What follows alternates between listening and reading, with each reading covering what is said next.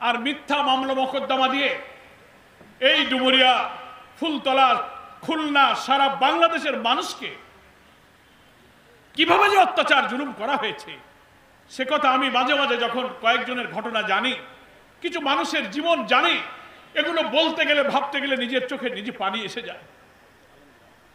যত রাজনৈতিক মামলা দেয়া হয়েছে সব মামলাগুলো মিথ্যা, নাকি বলেন? এইখানে আজকের এই সম্মেলনে হাজার হাজার লোক যারা চারিদিকে দাঁড়িয়ে বসে আমার কথা শুনছেন,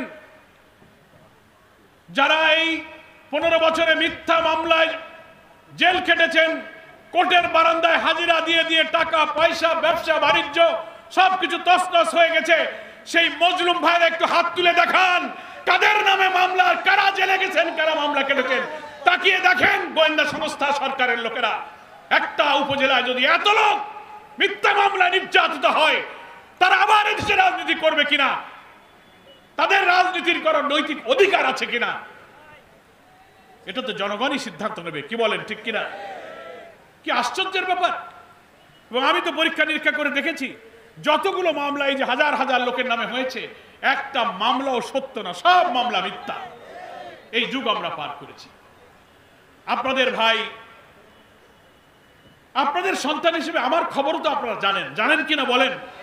আমি জেলখানায় শুনলাম উত্তর ডুমুরিয়ায় কোন পুকুরের পাড়ে বোমা বানাচ্ছে, এদিকে খরনিয়া ইউনিয়নের কোন বাড়িতে নাশকতার মিটিং হচ্ছে, বোমা বানাচ্ছে।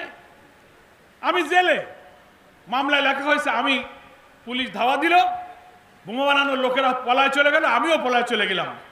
জেল থেকে শুনি যে আমার বলে আপনি নাকি অমুক পুকুর পাড়ে বোমা বানাচ্ছিলেন। খরনিয়ায় কোন বাড়ি পুলিশ হামলা করলো, জেলে থেকে শুনছি ভাই ওখানে আপনি ছিলেন, আপনার নামে মামলা হয়েছে। 18 মাইলেও মামলা হয়েছে। শুনলাম এখানে একজন সংসদ সদস্য বাবু ছিলেন, শ্রদ্ধেয় শিক্ষক, আমরা তাকে সম্মান করি। যোগাযোগ করলাম এই মামলায় নামটা কি করে আসলো, বলে ওটা এমপি বাবু বলেছে তাই দিয়ে দিছি। কি খেদমতটা করেছে আপনি চিন্তা করতে পারেন? আচ্ছা, একজন উনিও তো পরে এমপি হয়েছিলেন, ওনার বিবেকটা কি একটু জাগলো না যে একটা লোক এমপি ছিল, সেই জেলখানায় ছিল, সেই লোকটার নাম আমি মিথ্যা মামলায় দিচ্ছি, যে রাজনীতি করি তার বিবেকের তো একটা দংশন থাকবে। তাহলে কি আমরা বলবো যে মানুষের বিবেকও পচন ধরে গেছে? বিবেকেও পচন ধরে গেছে। আমরা 15 বছরে সেই যুগ পার করেছি। আমার খুব ইচ্ছে হয়, খুলনা জেলে যখন বছরের পর বছর আমি থেকেছি, এই ডুমুরিয়ার শত শত ভাইরা জেলখানা, আপনাদের সাথে আমার দেখা হয়েছে কিনা বলেন? জেল থেকে মুক্ত হয়ে আমি যখন বাইরে আসলাম, আমার খুব ইচ্ছা হয় যে আমি যদি একটা সম্মেলনের আয়োজন করতে পারতাম, যে এই ডুমুরিয়ার কত মানুষ জেলে ছিল, শুধু তাদের নিয়ে আমি একটা সম্মেলন করব, তাদের কথা শুনবো, আমিও আমার মনের কথা তাদের কাছে বলবো। সেই ইচ্ছাটা এখনো শেষ হয় নাই। দোয়া করেন আল্লাহ যেন আমাকে সেই ইচ্ছা পূরণ করার তৌফিক দেয়। জেলখানায় আমাকে লোকেরা বলতো, ভাই যদি বেরোতে পারেন তা আপনি আমাদের নিয়ে একটু আলাদা মিটিং করবেন। এখানে অনেকেই আছেন আমার সেই সব পরামর্শ দিত। এই যে আসি বলতেছে, এদিকে অনেক লোক এই পরামর্শ দিত। কি জীবন তারা কাটিয়েছে, চাকরি বাকরি সাসপেন্ড হয়ে গেছে। এই যে মৌলানা মুক্তার মাদ্রাসা থেকে ধরে নিয়ে গেছে প্রিন্সিপাল, এরকম কলেজের প্রিন্সিপাল এই যে হায়দার সাহেব বক্তৃতা করলেন, কোনো অপরাধ নেই, এরকম প্রিন্সিপাল, সুপারিনটেন্ডেন্ট, শিক্ষক, ছাত্র সব তছনছ হয়ে গেছে।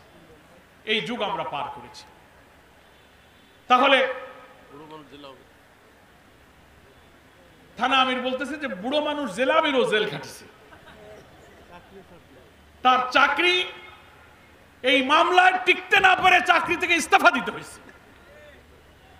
তাহলে এই অত্যাচার, এই জুলুমের যুগ যে আমরা পার করেছি।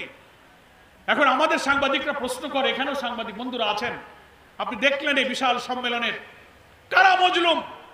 আপনারা আমাকে প্রশ্ন করেন অনেক সময় যে আওয়ামী লীগ আবার রাজনীতিতে আসবে, ভোটে আসবে, আপনাদের মন্তব্য কি? তা মন্তব্যটা এখানে দেখে যান, আমার আর কোনো মন্তব্য নেই। জনতার মন্তব্য, জনতার সাক্ষী সাংবাদিকরা পত্রিকায় তুলে ধরুন। আমার প্রিয় ডুমুরিয়াবাসী, এই 15 বছরে দেশের আইন শৃঙ্খলার অবনতি হয়েছে। বাড়ির থেকে ধরে নিয়ে যাবে, আপনি ঘুমায় আছেন, ধরে নিয়ে মামলা দেবে, বলে তোমার বালসির তলে বোমা পাওয়া গেছে। ড্রয়িং রুমে বসে আপনি চা খাচ্ছেন, ধরে নেবে, বলে তুমি নাশকতার ষড়যন্ত্র করতেছিলে। ঢাকায় আমাকে ধরলো, আমার এক নেতার বাসায় আমি বসে আছি, ধরে নিয়ে বলে কি মামলা দিল যে আমি নাকি সেখানে খুলনা থেকে ট্রাকে করে এক বস্তা লাঠি নিয়ে ঢাকায় গেছি মারামারি করার জন্য। সে মামলায় তাই লিখে দিল। আচ্ছা, আইন শৃঙ্খলা এদেশে যারা দায়িত্ব পালন করে, পুলিশ, আমি তো প্রায় 70 দিনের মতো রিমান্ডে রাখা হয়েছিল আমাকে। আমি রিমান্ডের সময় পুলিশ অফিসারদেরকে বলতাম যে কি আপনারা মামলা দিলেন, আপনাদের কি কোনো বিবেক আছে? কি জিজ্ঞাসা করবেন আপনি আপনাকে? আমি জেলখানে আমার নামে আপনি মামলা দেন, আমি জেল গেট থেকে বেরিয়ে যাই, গেট থেকে ধরে নিয়ে আসেন। আমি বরং কখনো কখনো উল্টা রিমান্ড করে জিজ্ঞাসা করেছি যে কেন আপনি আমাকে ধরেছেন, কেন মামলা দিয়েছেন আপনি, তাই আমাকে বলেন। এটা আইন শৃঙ্খলা পরিস্থিতি।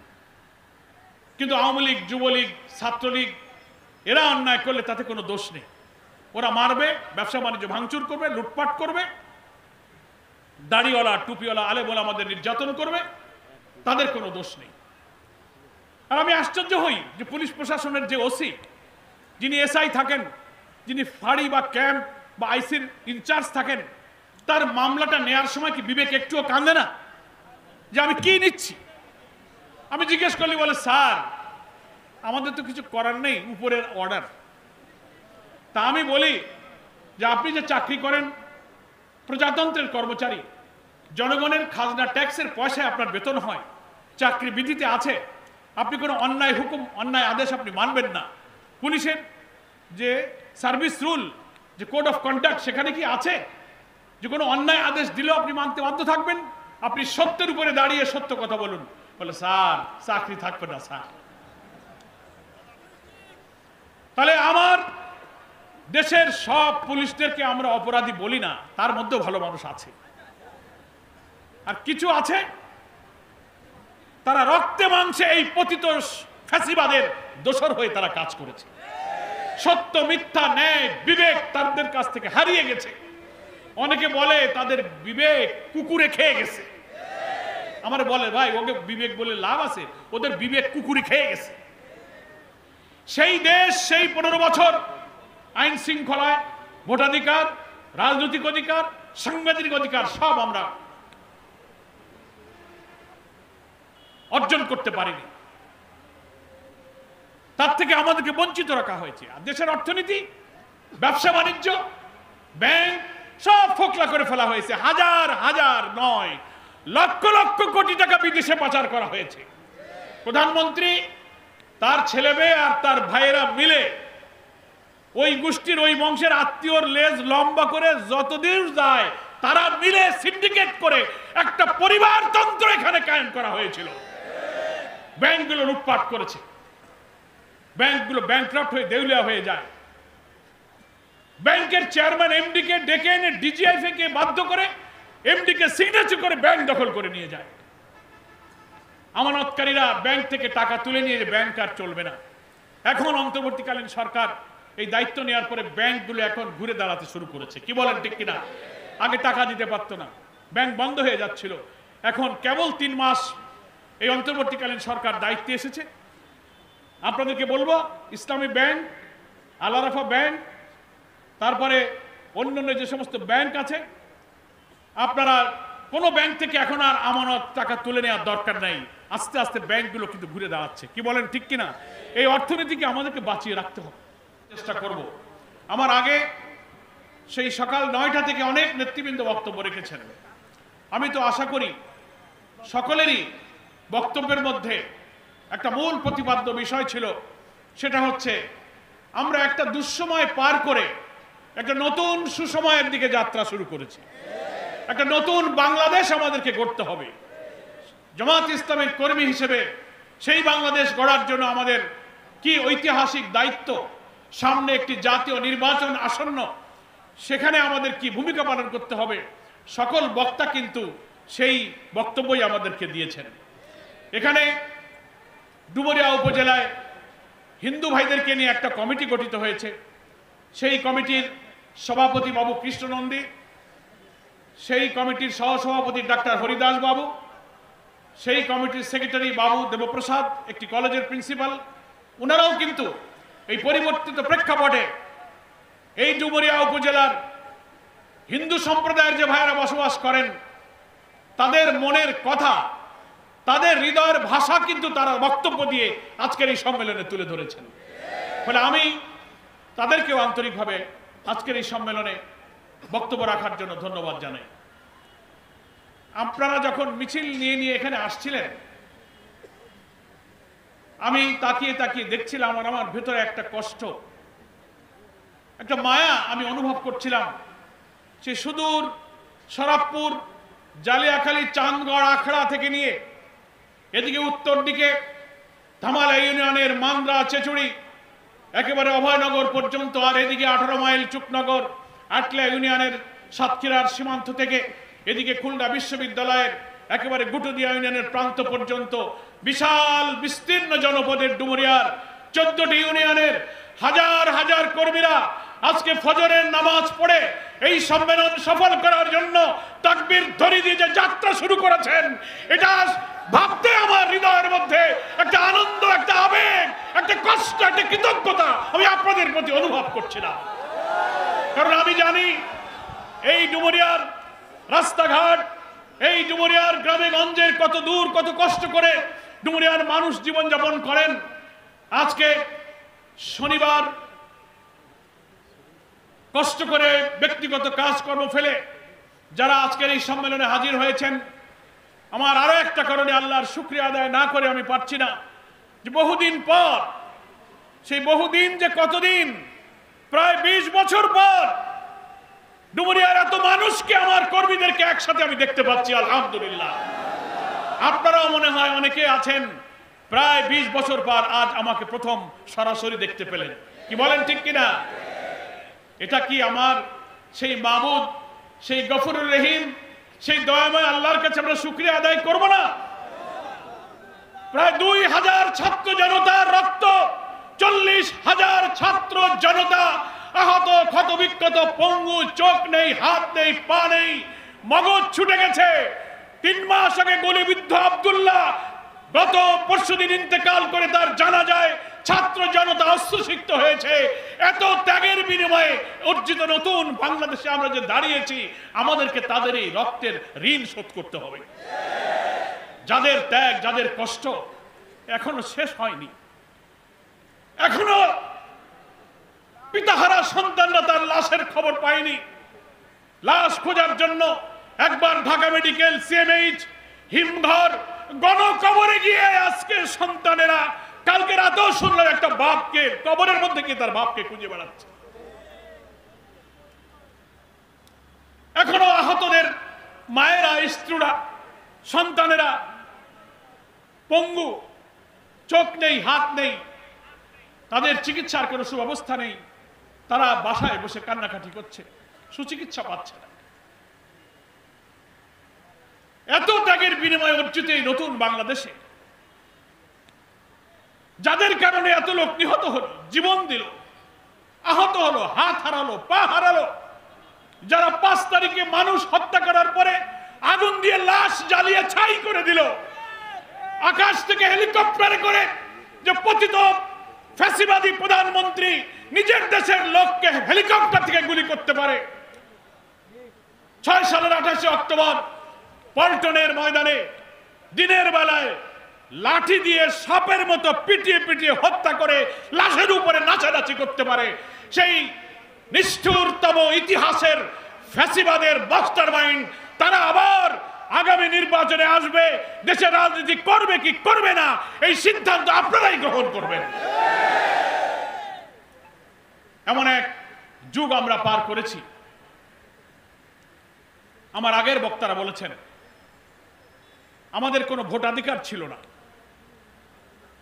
14 সাল, 18 সাল, 24 সাল আপনারা কি কেউ ভোট দিতে পেরেছেন? আমাদের ভোট দিতে দেয়া হয়নি। আমি জামাত ইসলামীর একজন সংসদ সদস্য প্রার্থী, আমাকেও ভোট দিতে দেয়া হয়নি। এটা কি কোনো নির্বাচন হলো? 15 বছর বাংলার মানুষ কোনো ভোটাধিকার অর্জন করতে পারেনি। সাংবিধানিক অধিকার নেই, রাজনৈতিক অধিকার নেই, কথা বলা যাবে না, মিটিং করা যাবে না, মিছিল করা যাবে না, অনুমতি নাই। আওয়ামী লীগ, ছাত্রলীগ, যুবলীগ তারা রাস্তাঘাট বন্ধ করে মিটিং করবে, মিছিল করবে, বাড়িঘর জ্বালাবে, যা ইচ্ছা তাই করবে, জামাত বিএনপির অফিসগুলোতে হামলা করে ভাঙচুর করবে, তাতে অনুমতি লাগবে না। কিন্তু আওয়ামী লীগ, শ্রমিক লীগ তারা অবাধে মিটিং মিছিল করবে, আমাদের মিটিং করতে দেবে না, ওখানে আমাদের অনুমতি লাগবে। এই যুক্ত 15 বছর আমরা পাস করেছি, কি বলেন? এই সময়টা আমরা পার করেছি। আমাদের ভোটাধিকার ছিল না, রাজনৈতিক অধিকার ছিল না,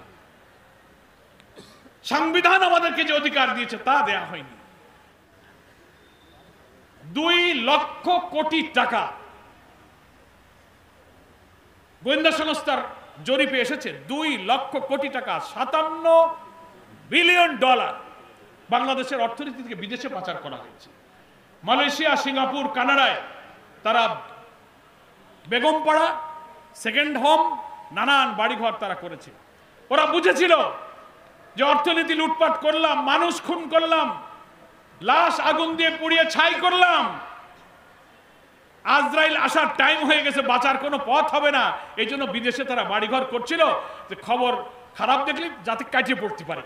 তো ঠিকই তারা 300 জন এমপি আর মন্ত্রী সব একটাও কিন্তু প্রকাশ্যে বাড়ি ঘরে কাউকে দেখা যাচ্ছে না, সব পালায় গেছে, সব পালায় গেছে। বড় বড় মহারথী পালানোর জন্য দাড়িওয়ালা মন্ত্রী দাড়ি কাটিয়ে ফেলিছে ভয়তে। কি দেখেননি আপনি? নৌকায় উঠতেছে, চিনা যায় না। আমার বলে, ভাই দেখেন দিয়ে চেনেন নাকি? কয় অমুক দরবেশ। কিন্তু দরবেশের তো দাড়ি নেই, ব্রাহ্মণ হয়ে গেছে। একজন দলবাজ আপিল বিচারপতি শামসুদ্দিন মানিক, হ্যাঁ কালা মানিক বলে, টক শোতে সে জামাত, শিবির, বিএনপি একেবারে ধুইয়ে দেয়। সাইদি সাহেবের মৃত্যুদণ্ড দিয়েছে সেই বিচারপতি শামসুদ্দিন মানিক। তুমি যদি এত ন্যায় বিচার করে থাকো, সৎ বিচারক হয়ে থাকো, তোমার ভয় কেন? 5ই আগস্টের ঘটনার পরে ও একেবারে শিয়াল যেরকম পালায় ওইরকম পালাইছে। পালাতে গিয়ে ওইদিকে ত্রিপুরা আখাউড়ার সীমান্তে কোন রকম বর্ডারে পয়সা করে দিয়ে বর্ডারটা ক্রস করে এক বাগানে কলার পাতায় শুয়ে রয়েছে, জামা কাপড় খুলে। সীমান্ত রক্ষীরা ধরে ফেলেছে। বলে আমি এখানে কেন? তার দশা তো দেখলেন, তাহলে পালাও কেন? তোমাদের প্রধানমন্ত্রী এত উন্নয়ন, এলিভেটেড এক্সপ্রেসওয়ে, রাস্তাঘাট, ফ্লাইওভার, পানির তল দিয়ে, নদীর তল দিয়ে রাস্তাঘাট বানায়, মনে হচ্ছিল আমরা মনে হয় একেবারে বেহেশতে আর যা লাগবে না, বাংলাদেশি বেহেশত হয়ে যাচ্ছে। তাই এত শান্তি, এত উন্নয়ন, এত অধিকারের মালিক, এত সাহস, লৌহ মানবিক, এত অহংকার, এত দাম্ভিকতা, দুপুরের ভিতরে যখন লক্ষ কোটি ছাত্র সমাজ ওই শাহবাগ চত্বর, উত্তরা, ঢাকার চতুর্দিকে গণভবন ঘেরাও করার জন্য কোটি মানুষের মিছিল যখন যাত্রা করলো, তখন দুপুরে রান্দা ভাতও খাওয়ার টাইম পাইনি। 2 বোন মিলে হেলিকপ্টারে করে তিনি পালিয়ে গেলেন। আমাদের প্রিয় নেতা, বাংলাদেশ জামাত ইসলামীর সম্মানিত আমির, বাংলাদেশের রাজনৈতিক অঙ্গনের সবচেয়ে আলোচিত, সবচেয়ে নন্দিত মানবিক নেতা হচ্ছে ডাক্তার শফিকুর রহমান। তিনি বলেছেন, পালিয়ে গেলেন কেন? পালায় কারা? পালায় তো চোর, পালায় ডাকাত, পালায় খুনি, পালায় ধর্ষণকারী। ফলে আপনারা পালানোর মধ্য দিয়ে প্রমাণ করেছেন যে আপনারা এই দেশে অর্থ লুটপাট করেছেন, আপনারা খুন করেছেন, আপনারা হত্যা করেছেন, আপনারা ধর্ষণকারী, আপনারা অবিচারকারী, আপনারা জুলুমকারী। এই অপরাধের কারণে আপনারা দেশ ছেড়ে পালিয়ে গেছেন। এখন অনেকে এসে আবার গণতান্ত্রিক অধিকারের কথা বলেন। আমাদের নেতারা কোনো অপরাধ করলেন না। আল্লামা দেলোয়ার হোসেন সাইদি, মাওলানা মতিউর রহমান নিজামী, মুজাহিদ, কামরুজ্জামান, মীর কাসেম আলী, আব্দুল কাদের মোল্লা, অধ্যাপক গোলাম আজম, আবুল কালাম মোহাম্মদ ইউসুফ, মাওলানা আব্দুল সোবহান, সাতক্ষীরা আব্দুল খালেক মন্ডল, কত নেতাদেরকে তোমরা জেলখানায় বিনা অপরাধে ফাঁসিতে ঝুলিয়েছো, আর বাকিদেরকে কারাগারের মৃত্যুদণ্ড দিয়ে তিলে তিলে কারাগারে হত্যা করেছো। এসব মামলাগুলো ছিল মিথ্যা। এজাহারের একটা লাইনের ক্রিমিনাল কোন অফেন্সের সাথে তাদের কোনো সম্পর্ক ছিল না। সাজানো বাদী, সাজানো এজাহার, সাজানো সাক্ষী, সাজানো বিচারক, সাজানো ট্রাইব্যুনাল। আন্তর্জাতিক মানের বিচার হয়নি। Human rights watch, United nation human rights commission, আন্তর্জাতিক সমস্ত মানবাধিকার সংগঠন বলেছে বাংলাদেশে ওয়ার ক্রাইম ট্রাইব্যুনালের নামে যে বিচার হচ্ছে একটাও আন্তর্জাতিক মানের হচ্ছে না। আমরা প্রমাণ করেছি, কিন্তু মিথ্যা সাজিয়ে তাদেরকে সাজা দেওয়া হবে। সাইদি সাহেবকে মৃত্যুদণ্ড দিতে হবে, বিদেশ থেকে রায় লিখে স্কাইপের মাধ্যমে বিচারপতি নিজামুল হকের কাছে পাঠানো হলো, স্কাইপেতে সেটা ধরা পড়লো, আমার দেশ পত্রিকায় ছাপা হলো, মনে আছে আপনাদের? যেটা স্কাইপে কেলেঙ্কারি নামে বাংলাদেশে এখন কুখ্যাত হয়ে আছে। সাইদি সাহেবের সাক্ষী সুখরঞ্জন বালি হিন্দু, তাকে সাক্ষী বানিয়ে মিথ্যা সাক্ষী দিতে বাধ্য করা হয়েছিল। তিনি বলেছেন আমি এত বড় আলেম সৎ মানুষ, যিনি আমার পরিবারকে কাউকে খুন ও ধর্ষণ করেনি, আমি মিথ্যা সাক্ষী দিতে পারবো না। যখন উনি রাজি হলেন না, ঢাকায় ট্রাইব্যুনালের সামনে থেকে ডিবি দিনের বেলায় সেই সুখরঞ্জন বালিকে মাইক্রোবাসে করে গ্রেফতার করে ইন্ডিয়ায় পাঠিয়ে দিল। জানেন আপনারা সে খবর? এই বিচার কি কোনো ন্যায় বিচার? ভুল বিচার। রাজনৈতিক উদ্দেশ্যে বিচারিক হত্যাকাণ্ড, জুডিশিয়াল কিলিং করা হয়েছে। তাই আমরা বলি যে আমাদের নেতাদের ফাঁসি দিতে গিয়ে মিথ্যা মামলা, মিথ্যা সাক্ষী সাজানো লাগছে, কিন্তু এই পতিত ফ্যাসিবাদের মাস্টারমাইন্ড এবং তার সহযোগীরা যে অপরাধ করেছে, যে খুন করেছে দিনের বেলায়, এর জন্য কোনো মিথ্যা মামলা, মিথ্যা এজাহার, মিথ্যা সাক্ষী লাগবে না। সত্য মামলা, সত্য সাক্ষী, সত্য এজাহার দিয়ে এদের শতবার ফাঁসি দেওয়া যাবে, শতবার ফাঁসি দেওয়া যাবে। আমি আশা করি মানবতা বিরোধী অপরাধের ট্রাইব্যুনালে তাদের এখন বিচার শুরু হয়েছে। 200-র উপরে মামলা হয়ে গেছে তাদের নামে। আপনারা দোয়া করেন তাদের উপরে জুলুম হোক, তাও আমরা চাই না। ন্যায় বিচার হলেই তাদের নিশ্চয়ই শাস্তি হবে। কি বলেন ঠিক কিনা? আমাদের উপরে তো জুলুম করা হয়েছে। ফলে আমাদের সব প্রশাসনগুলো দলীয়করণ করা হয়েছে। সংবিধানের যে ইনস্টিটিউশনগুলো আছে, কনস্টিটিউশনাল ইনস্টিটিউশন, সেই সব সাংবিধানিক প্রতিষ্ঠানগুলো দলীয়করণ করা হয়েছে। সচিবালয়, পুলিশ প্রশাসন, হাইকোর্ট, সুপ্রিম কোর্টে বিচারক নিয়োগ, থানায় পুলিশ, এসআইওসি, আমাদের ছেলেমেয়েরা ক্যাডার সার্ভিসে পরীক্ষা দেওয়ার জন্য ছাত্র শিবিরের ছেলেরা বিসিএস এ পরীক্ষা দেয়, পুলিশ ইনভেস্টিগেশনে আসে, এসে বলে ওনার বাপ জামাত করতো, উনি শিবির করতো, ফলে পাশ করলেও চাকরি হবে না। গোটা রাষ্ট্রযন্ত্রের সমস্ত অর্গানগুলো দলীয়করণ করে এই জাতির উপরে একটি স্বৈর শাসন, কর্তৃত্ববাদী শাসন চাপিয়ে দেওয়া হয়েছিল। এইভাবে আল্লাহ চাননি এই জালেম, এই অত্যাচারী শাসক, এই কর্তৃত্ববাদী শাসক যদি আর কিছুদিন থাকতো, আমাদের জাতিসত্তা, আমাদের মূল্যবোধ, আমাদের ভৌগোলিক অখণ্ডতা, আমাদের স্বাধীনতা, আমাদের জাতীয় ধর্মীয় চেতনা সব ধ্বংস হয়ে যেত। তাই এত শহীদের রক্ত, তাদের ইখলাস, লক্ষ কোটি মানুষের চোখের পানি, আল্লাহ কোনটা কবুল করেছেন? 5ই আগস্ট আসমান থেকে আল্লাহ তাআলার রহমত এবং করুণা, ক্ষমা নাজিল হয়ে আল্লাহ তাআলা এই জাতির প্রতি ক্ষমা করেছেন। অত্যাচারী শাসকের জগদ্দল পাথর আমাদের বুক থেকে সরিয়ে দিয়ে মুক্ত স্বাধীন বাংলাদেশে একটি স্বস্তির নিঃশ্বাস ফেলার তৌফিক দান করেছেন। আমরা সেই আল্লাহ তাআলার কাছে শুকরিয়া আদায় করি। আমার প্রিয় ডুমুরিয়াবাসী, প্রচন্ড দুপুরবেলা, এখন এই 12:30টার সময় বেশি বক্তৃতা করলে উপরেও গরম, মাথাও গরম, সব মাথা গরম হলে গরমে গরমে আবার আগুন ধরে যেতে পারে। এজন্যই কথা লম্বা করা যাবে না, বক্তব্য সমাপ্ত করব। সংক্ষিপ্ত করে ডুমুরিয়ার ব্যাপারে 2-1টা কথা বলতে চাই।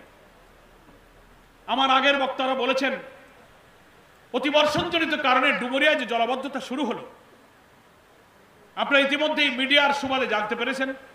বিভিন্ন দল মতের লোকেরা সবাই আমাদের, যাদের ডুমুরিয়াতে জমি জমা, ফল ফসল, ঘের, মাছ, ধান, সবজি করে আমরা আয় উপার্জন করে চালাই, সবাই আমরা ক্ষতিগ্রস্ত।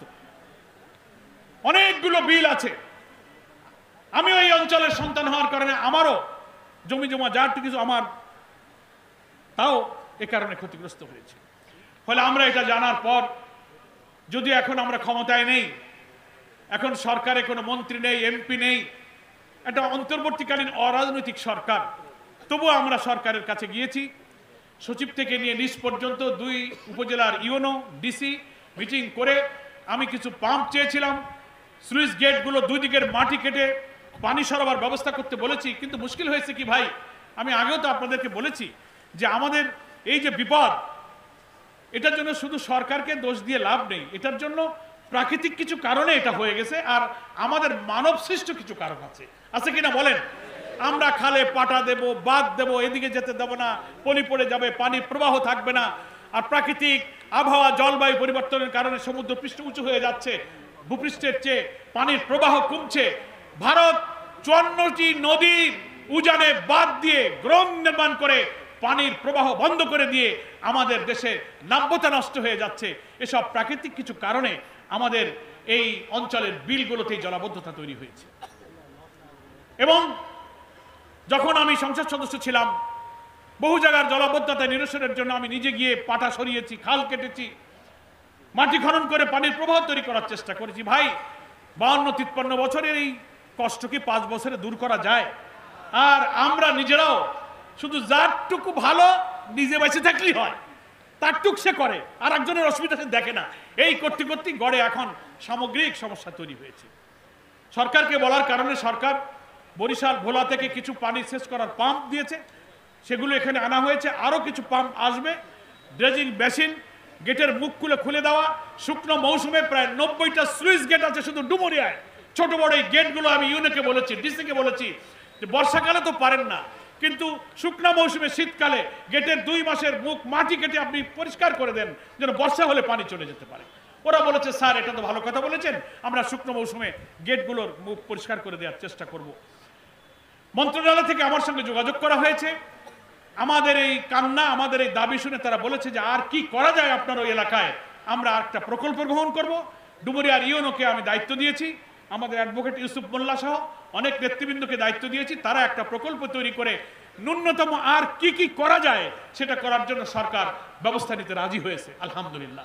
ইতিমধ্যে বর্ষা যদি আর না হয় তো যতটুকু ধীরে ধীরে পানি সরছে, সব জায়গা থেকে সরছে আমি তা বলবো না, এক এক জায়গায় এক এক সমস্যা, সব জায়গার সমস্যাটা একরকম নয়। তো আমাদের কষ্ট, একটু ধৈর্য ধরতে হবে, সময়ের জন্য একটু অপেক্ষা করতে হবে। আল্লাহ চাইলে আমরা এটার চেষ্টা করব। আমি সরকারকে বলেছি এই খুচরো খাসরা এখানে একটু ওখানে একটু তালিপটি জোড়া দিয়ে, ওখানে একটু কোদাল দিয়ে মাটি খুঁজলাম, ওখানে একটু বালতি দিয়ে পানি সেচলাম, এর খুচরা কাজে কিন্তু এই সমস্যার সমাধান হবে না।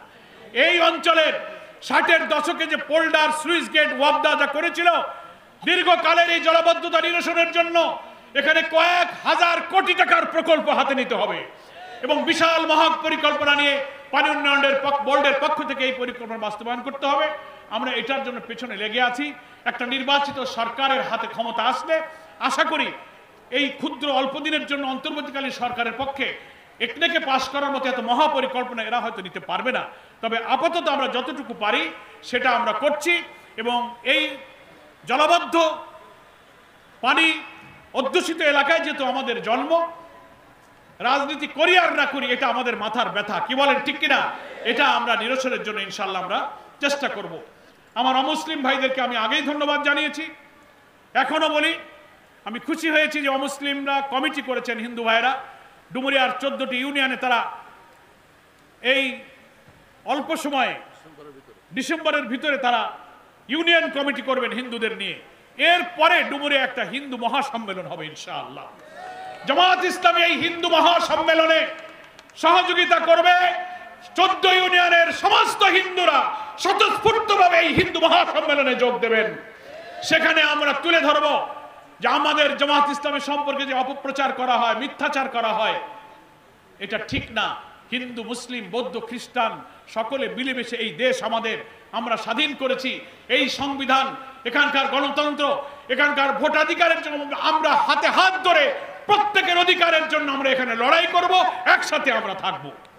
আমাদের আমিরে জামাত ডাক্তার শফিকুর রহমান বলেছেন হিন্দু ভাইদেরকে অনুরোধ করে যে আপনারা নিজেদেরকে সংখ্যালঘু বলেন কেন? আমরা তো সংখ্যালঘু বলি না, লঘু মানে কম, লঘু মানে কম। তো ওনারা এই জন্য সংখ্যালঘু বলেন যে এই দেশে মনে করে আমাদের অল্প কিছু হিন্দু আছে তাই আমরা সংখ্যালঘু। আরে ভাইরে, দুনিয়ার যে কোনো দেশে যে কোনো ধর্মের লোকেরা সংখ্যায় কিছু তদন্ত করে দেখেন। তদন্ত করে দেখলে দেখবেন আপনাদের বাড়িঘর জমি জমা ডিসিআর কাটা, জোর করে দখল করা, ঘের বেড়ি নেওয়া, হারির টাকা না দেওয়া, এই অপরাধের বেশিরভাগ আওয়ামী লীগের লোকেরাই আপনাদের উপরে করেছে।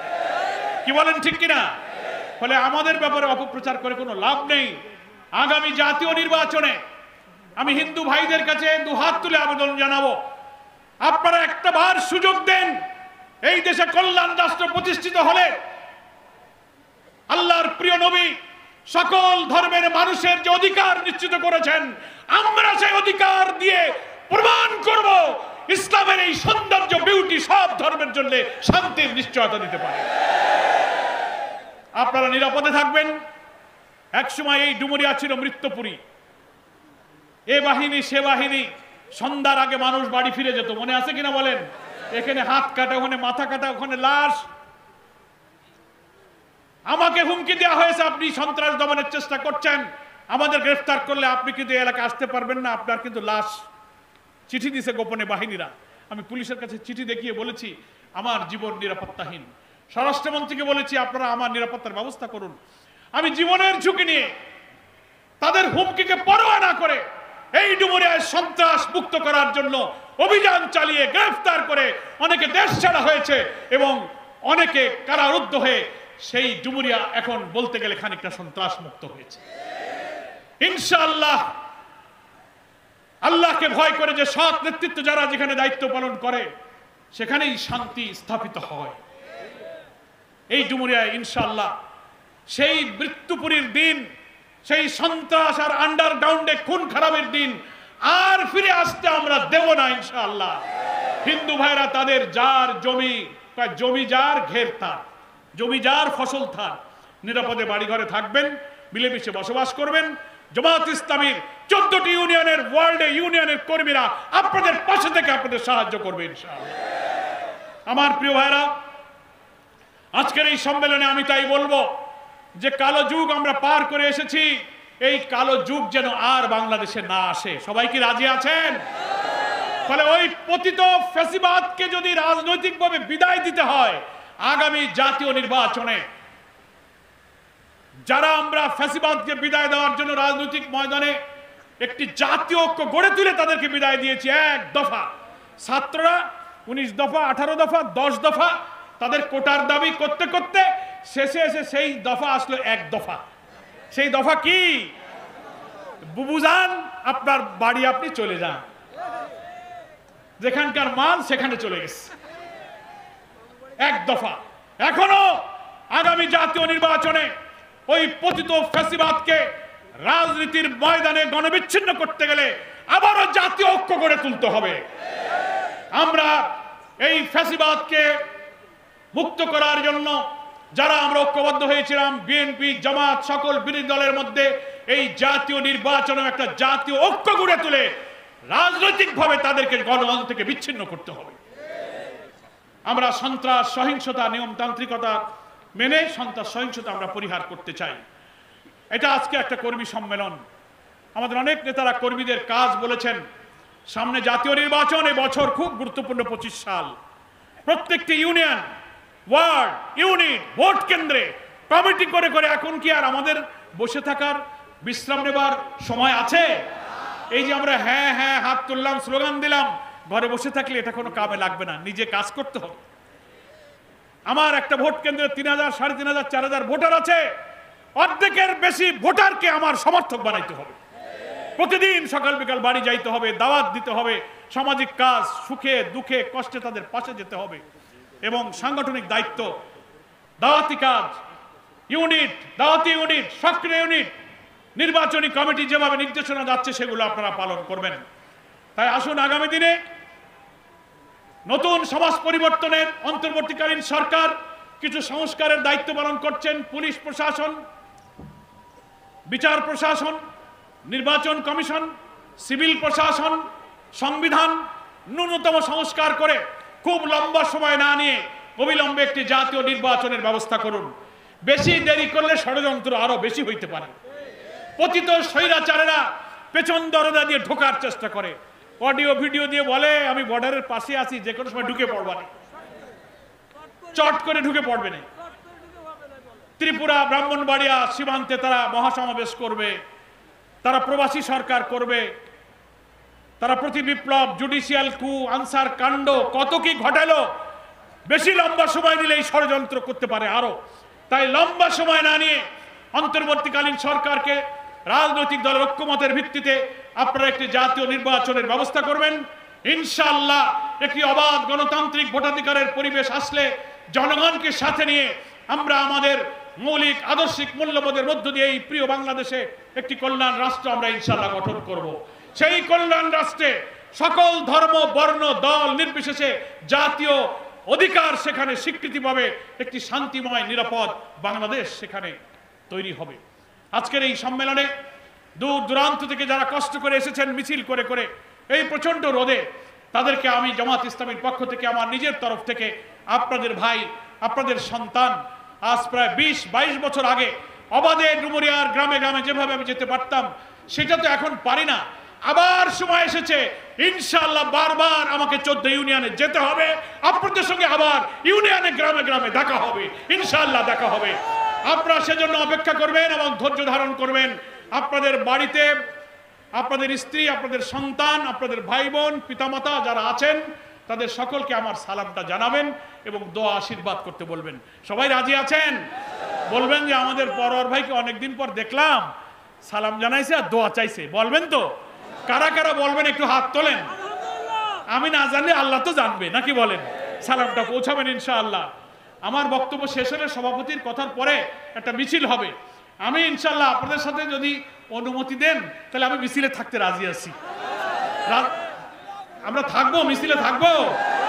আপনারা সবাই যদি থাকেন তাহলে আমিও থাকবো এবং শৃঙ্খলার সাথে থাকবেন। আপনাদের সকলকে ধন্যবাদ জানিয়ে আজকে তো হলো উপজেলা কর্মী সম্মেলন, ইউনিয়নের সম্মেলন হবে, সেখানে আমি যাব ইনশাআল্লাহ। আরো মানুষের সঙ্গে দেখা হবে এই আশাবাদ ব্যক্ত করে সকলকে ধন্যবাদ জানিয়ে আমি আমার বক্তব্য শেষ করছি। আমা তৌফিক ইল্লা বিল্লাহ, হাযা মা ইনদি ওয়াল ইলমু ইনদাল্লাহ, আলাইহি তাওয়াক্কালতু ওয়া ইলাইহি উনীব। আসসালামু আলাইকুম ওয়া রাহমাতুল্লাহি ওয়া বারাকাতুহু।